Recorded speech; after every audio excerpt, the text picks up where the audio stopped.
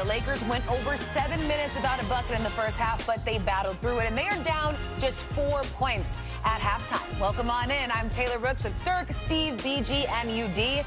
And the Lakers, they withstood that Thunder flurry. They upped their defense to close the half. What'd you see, UT? I mean, more active, stop turning the ball over. But I have to give credit to JJ and his staff. They have coached their tails off in this series. They have led going into halftime the last couple of games. Right now they're down, but if you look at the first half of these games, 224 for the Thunder, 215 for the Lakers. They are in striking distance every single time going into halftime. Now, what happens after halftime is a different conversation. But that staff has put this team in position to be competitive every single first half and going into the second half. Yeah, I thought OKC started off the second quarter on fire. Their bench came in, as we always say. McCain came in, made some shots. Caruso hit a couple threes and really blew this game open. But like UD said, the Lakers did a good job kind of weathering that storm. I thought Reaves was good there. Got to the free throw line a couple times, stopped the run, made some plays. So if you're the Lakers, you're actually not in a terrible spot here. Yeah, I mean, we're saying the Lakers didn't make their first bucket of the second until there was just over 5 minutes left in the quarter, but they are very much so in this. It's time for a Data Deep Dive presented by AT&T. Now, the Thunder have been dominating third quarters in this series. The defending champs have outscored Los Angeles by 31 points in the third, shooting 55% while holding the Lakers to just 37% from the field. Now, the reality is the Lakers have led at half in back-to-back games before tonight. They're down 4 tonight, but we have seen this movie. How do the Lakers give it maybe a different ending in this one? We're in Hollywood, Steve. Well, it was imperative that they pass that first test of withstanding this run. They're only down 4 at the half. You know, that was huge because I think the psychological situation here is when you're about to get closed out. If they go in down 12, 14, 16, you know, you start to think, man, we played so well. We played physically, we played hard. We're still down 15, 16, nothing's working. You start to let go of the rope like D. Wade was talking about at the end of the first half. So they passed that test. They've given themselves a chance to hang in the game here, keep being extremely physical, making it ugly. The defense is holding up, and right now they just got to make some threes. Yeah, I think one thing that's impressive about Oklahoma City in the third quarter is they just kind of come at you in waves, but it's not just one thing. I think it really starts defensively. They tighten up a little bit. They get their hands in passing lanes and get their hands on loose balls and get in transition, get some easy buckets, and then the hoop starts to feel a little bit bigger. So for for the Lakers, it is very important to just keep playing hard, keep shooting open shots. They haven't shot well from 3, but you have to take those shots. Those are a lot of times, if you turn down a good shot, you're not getting a better shot against Oklahoma City. So the Lakers have to be ready coming out of the half. LeBron has only been swept 3 times in his career, never in the second round. He has 10 points and 6 rebounds at halftime. But this game also featured a special guest, somebody that Western Conference fans of the NBA know very, very well. This guy. Dylan the Villain. Dylan. Hey, he bought that ticket just to talk some trash. No, what he should be doing is scouting OKC for next year. That's what he should be doing. The half, presented by AT&T. Acrobatically kicks it out to Karis LeVert for the 3. Karis? He had 17 points in the first half. Early third, Donovan Mitchell knocks down a 3 of his own. You got going there in the second half. Catch and shoot wide open. Fourth quarter now, Cleveland up double digits. Yank. Come here. Nasty step back 3. Come here. Mortal Kombat, get over here. Donovan Mitchell, he had 39 second half points, and the Cavs win 112-103, and they tie the series up at 2 games apiece.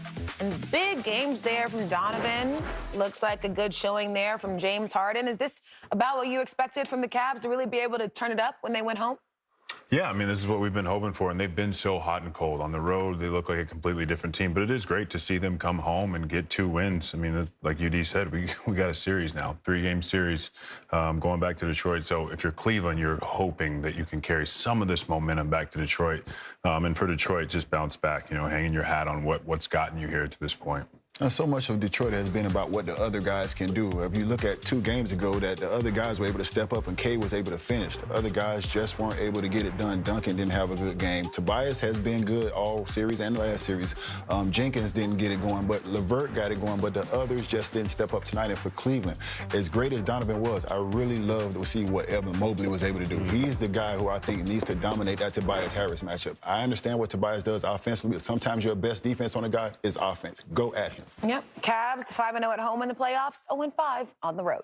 Meanwhile, at Crypto, the Thunder, they're 1 win away from the Western Conference Finals. The Lakers need a win to keep their season alive. OKC leads by 4 in the second. Playoffs here, LeBron James and the Lakers find themselves on the brink of elimination tonight in Game 4 as they trail the Thunder 3-0. OKC has beaten the Lakers in all 7 meetings this season, breaking a tie for the most consecutive wins against the Lakers in a single season. And to make matters worse, the Thunder have won 6 of those 7 games by 15 or more points, including all 3 playoff games between the two so far. So including this postseason, LeBron James has now trailed 3-0 in a series 6 times in his career. He has never been swept 3 times, but never before, or he has been swept 3 times, but never before the conference finals, which would be now because we're in the semis. So what would a sweep mean for LeBron's future? Obviously, his future very much in the air, but we got legacy on the line here. Stephen A., what do you think it would mean for LeBron? Well, it means he could potentially leave. I don't think that will happen because I think that he's made a lifestyle commitment to himself and his family to stay, out west if as it pertains to basketball. I think that as we look at him, I don't think this affects. Let me be very clear about this. This doesn't affect his legacy. We all know that the Lakers are an inferior team. We all know that they don't have enough to compete legitimately against the Oklahoma City Thunder and that they're flat out losing to a better team. And for the most part, he's played well. It's just that other guys can only do but so much to help him because they're just not gifted enough. So it's not one of those situations where you're going to look at him and it's going to smear his name.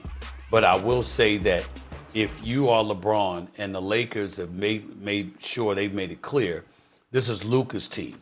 A Luka, by the way, that doesn't prioritize his condition in the way that he should, even though we made noise about him supposedly doing that this year, who hasn't been reliable in terms of his health.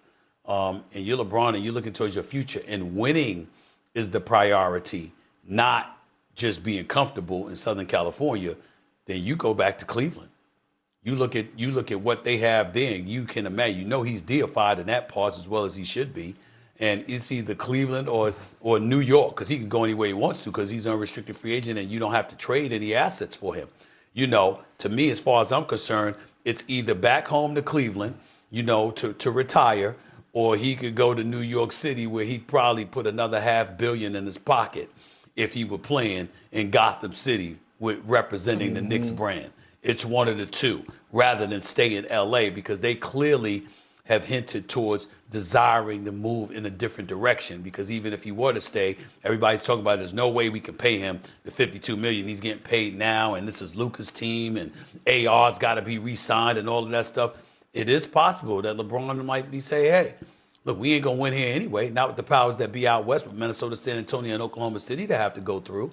And Houston, once they get a point guard, why bother? I might as well go to the East, make this money, or return back to very familiar territory where I'm beloved. One of the two options. Kirk? And our NBA reporter, Dave McMenamin, who was covering the Lakers. Dave, tonight could potentially be LeBron's final game of the season and his final game in purple and gold, set to become an unrestricted free agent. What can you share about LeBron's future?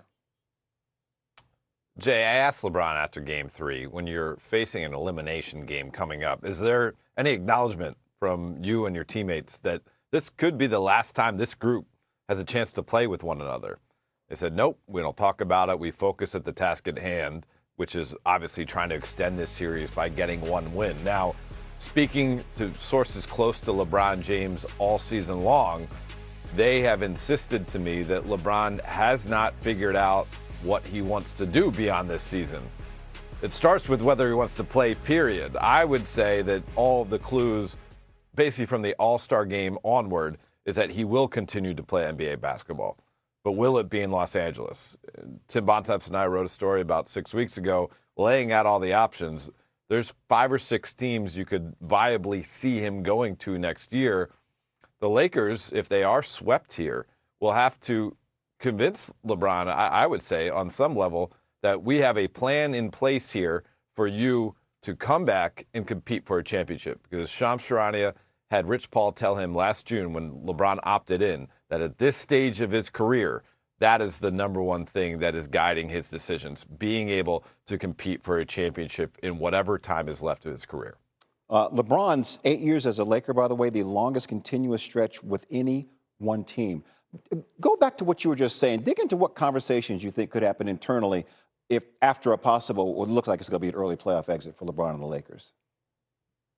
Well, they're going to have to figure out what this roster looks like, right? If they are losing to the defending champs, a team that is so deep that they can have A.J. Mitchell fill in for Jalen Williams, who was an all-star this year, and not skip a beat in the conference semifinals, when you can have Jared McCain one game coming off the bench, Isaiah Joe another game coming off the bench being the difference maker, when you can have Chet Holmgren and Isaiah Hartenstein punishing you on the inside while the MVP, Shai Gilgeous-Alexander, is actually having a subpar series, but it doesn't matter. You're still winning by 20 points a game. That tells you that you are more than just missing Luka Doncic away from competing with them. And so even if you figure out a way to re-sign LeBron and re-sign Austin Reaves, you got to work on the depth of this roster. And I think the conversations that need to be had is, what will we be able to piece together, whether it be through trade with some of these first-round picks that we have available to us, or whether it be through the draft, or even talent development, guys like Adu Thiero and Bronny James, getting them better over the summer to help us have a deeper bench to compete in a playoff series. And if you're going to want LeBron to take a pay cut, you got to tell him why. We want you to take X so we can go get Y with that amount of dollars. That is going to be the conversations going on. Lots to discuss. Dave McMenamin, thank you so much, sir. Appreciate it. Well, LeBron has faced his fair share of elimination games, going 15-14 in them in his career. His last 6, however, his teams have gone 1-5, even with LeBron averaging 25 points and nearly 7 boards in those games. Our NBA analyst and LeBron's former teammate, Kendrick Perkins, back with us. All right, LeBron and the Lakers enter tonight as underdogs for the 4th straight time this series. How do they keep their season alive for at least one more game? And you laughing already.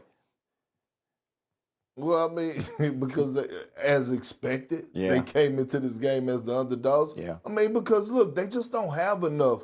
But I'm looking at one guy in particular, and that's Austin Reaves. He is auditioning, in my opinion. And what happened last game was that they were searching him out defensively and picking on him.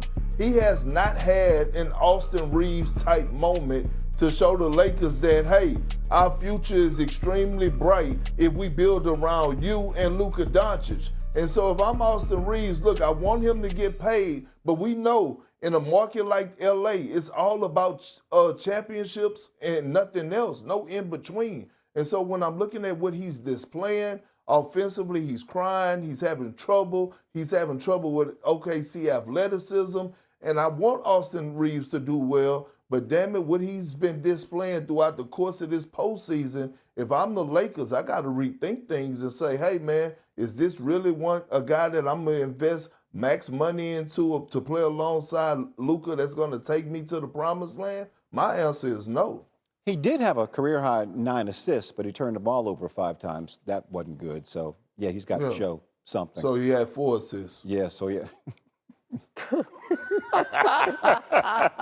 I see what you did there. My man doing math. Kendrick Perkins. Thank you, brother. All right, Jay.